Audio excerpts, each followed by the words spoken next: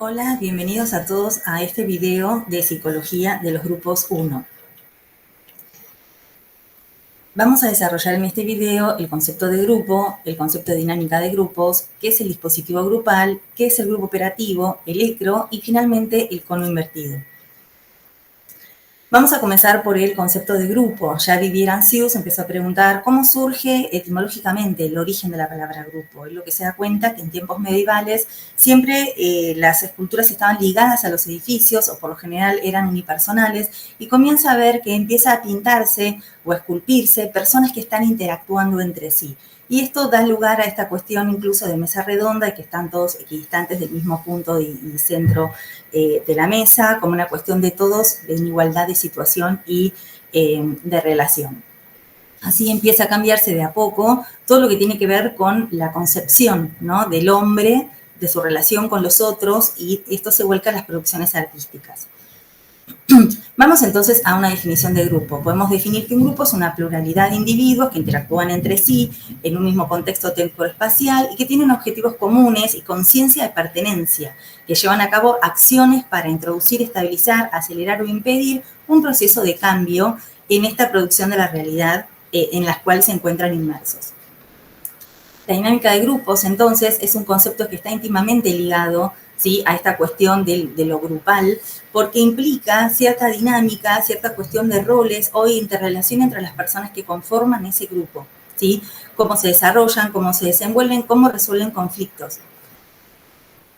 Podemos ver entonces que hay, por un lado, una resistencia epistemológica a la noción de grupo, porque, digamos, esta noción propone la descentración del sujeto, ¿sí? El sujeto tiene que renunciar a su individualidad para conformar un nosotros, por eso presenta problemas al narcisismo, y por otro lado, esta cuestión de que también exige algún tipo de relación, ¿sí?, donde el sujeto tiene y necesita el grupo para hacer y realizar algunas cuestiones que solo no podría hacer. Tenemos una definición de dispositivo grupal que dice que dado un tiempo y un espacio, un número de personas, tenemos un objetivo en común. Pichon-Rivière lo llama tarea convocante, que crea condiciones que posibilitan el agrupamiento y que se termine de constituir un grupo en tiempo y espacio, un número de personas con este objetivo, que conforman este dispositivo y esta virtualidad propia específica de cada grupo y que lo diferencia de otros grupos.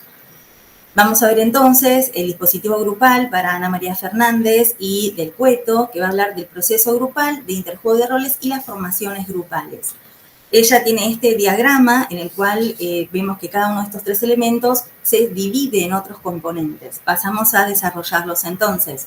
Vamos a ver que el proceso grupal tiene dos instancias. Por un lado, la serialidad del grupo. Lo que nos está diciendo Ana María Fernández es que un grupo siempre tiende a la serie, es decir, como con esta conformación del grupo genera mucha ansiedad, ¿sí?, no podemos sostenerlo mucho tiempo, es decir, por mucho tiempo no podemos sostener el dejar de ser nosotros mismos, ¿sí? Por eso volvemos a la serie, ¿sí? En el grupo siempre se fusionan estos ideales individuales en un nosotros. Por eso siempre esto es dinámico, se intercalan, vamos de la seriedad del grupo y del grupo a la serialidad. También el tema de lo que es repetición y reproducción, transformación, creatividad, que está íntimamente ligado con lo que entendemos como grupo objeto y grupo sujeto.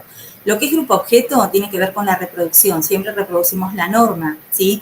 En cambio, el grupo sujeto tiene la capacidad de ir más allá de la norma, ¿sí?, denunciar desde la transversalidad, ¿sí?, emitir un plus en el funcionamiento.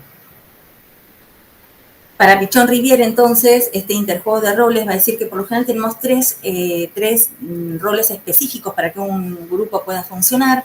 Uno tiene que ver el líder, que es el depositario de todos los aspectos positivos, el chivo expiatorio, el depositario de todos los aspectos negativos, y el que es emisario, es decir, el que muchas veces es enunciador de los problemas del grupo. Recordemos que los grupos no son fijos, pueden ser dinámicos, ¿sí?, y son diferentes en cada grupo. Por eso ya hemos visto a otros autores que decían que tenemos un yo en función a cada grupo en el que pertenecemos. Es decir, ninguno de nosotros funciona de la misma manera en diferentes grupos. Vamos a ver entonces el dispositivo grupal, ¿sí?, y las formaciones imaginarias. Todo grupo tiene formaciones imaginarias. Una es la red de identificaciones cruzadas. Quiere decir que cada integrante del grupo tiene incorporado a los otros integrantes en sus roles, ¿sí? También la ilusión grupal, la historia, los mitos grupales, que le dan identidad y le dan estructura y forma de funcionamiento también a lo grupal. El grupo operativo, entonces, también de Pichon-Rivière, lo define como un conjunto restringido de personas ligadas entre sí por constantes de tiempo y espacio, articuladas en esta representación interna que nos propone de forma tanto implícita como explícita una tarea que constituye esa finalidad del grupo, interactuando a través de complejos mecanismos de asunción y adjudicación de roles.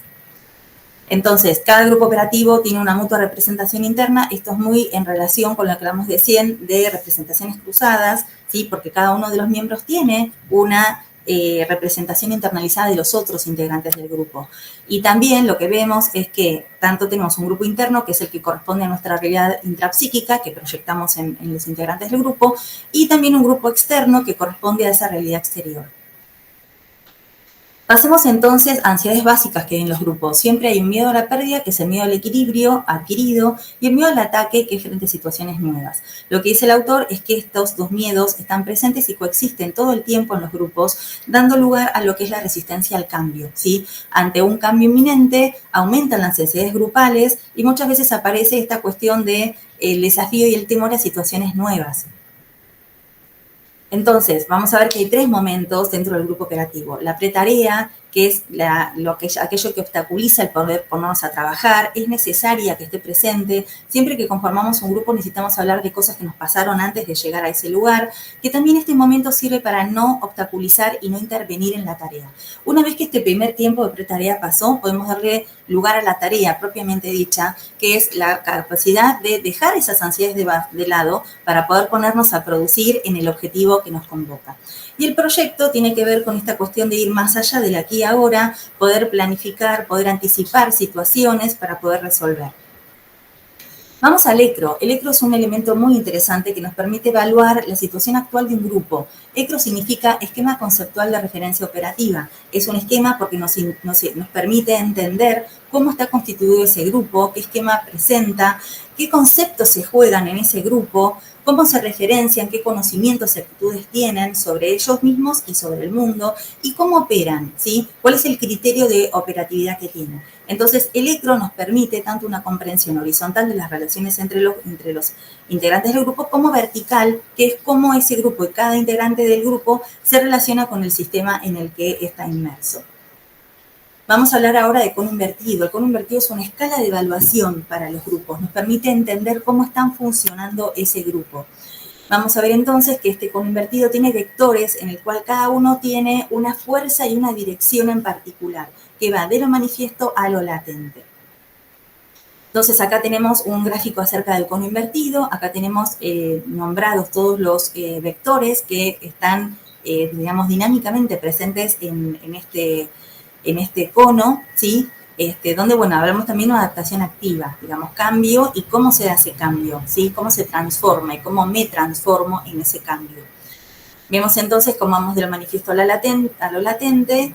Del un lado del cono vamos a tener lo que es la afiliación, la pertenencia, la cooperación y la pertinencia. Esto nos está dando de un grado mayor a menor de cómo van integrándose y cómo van relacionándose los integrantes de ese grupo, ¿sí?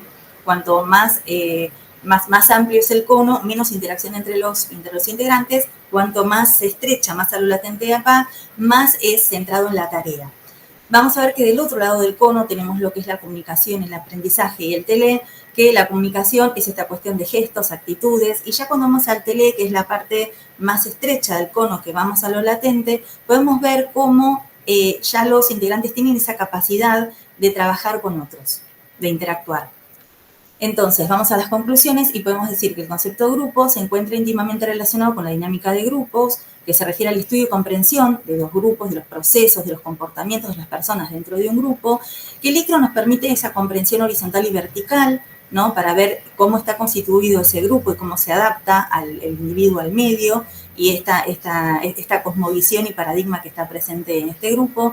También el grupo operativo es un conjunto de personas que tienen una mutua representación interna, que proponen de forma explícita e implícita trabajar en una tarea que tiene una finalidad. Por eso se agrupan y pueden renunciar o dejar de lado las individualidades para conformar un nosotros. Obviamente esto tiene una asunción y una adjudicación de roles. Y que todo lo que sucede en un grupo, de la manera en que es representado, es cono invertido,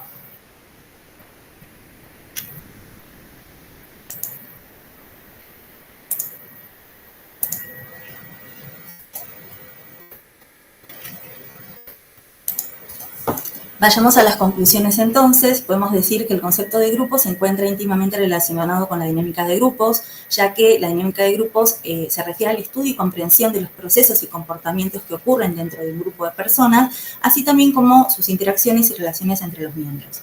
El ECRO entonces nos permite una comprensión horizontal de las relaciones entre las personas y vertical también, inserto esto en un sistema de una sociedad, en permanente cambio, ¿no? Y los problemas de adaptación o de relación del individuo con su medio.